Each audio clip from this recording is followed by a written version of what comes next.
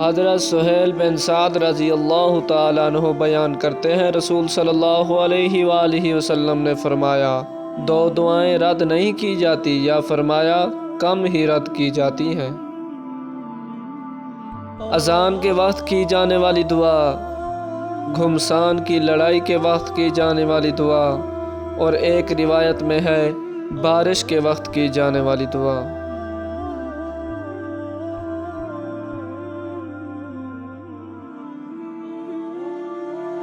حضرت انس رضی اللہ تعالیٰ عنہ بیان کرتے ہیں، رسول صلی اللہ علیہ وآلہ وسلم نے فرمایا، اذان و اقامت کے مابین دعا رد نہیں کی جاتی۔ حضرت ابو ہریرہ رضی اللہ تعالیٰ عنہ بیان کرتے ہیں، رسول صلی اللہ علیہ وآلہ وسلم نے فرمایا، مؤذن کو اس کی آواز کے مطابق مغفرت سے نوازا جاتا ہے۔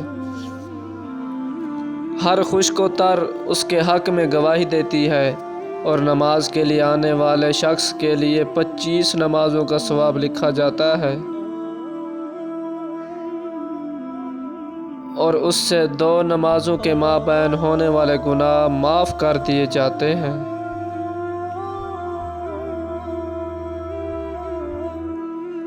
امام نسائی نے ہر خشک و تر کے الفاظ تک روایت کیا ہے اور فرمایا، نماز پڑھنے والے کی مثل اسے بھی اجر ملتا ہے۔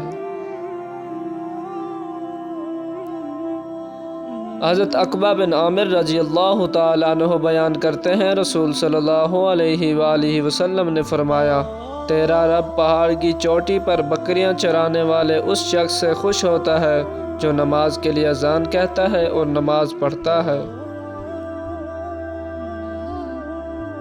چنانچہ اللہ عز و جل فرماتا ہے، میرے اس بندے کو دیکھو، وہ اذان کہتا ہے اور نماز پڑھتا ہے اور مجھ سے ڈرتا ہے۔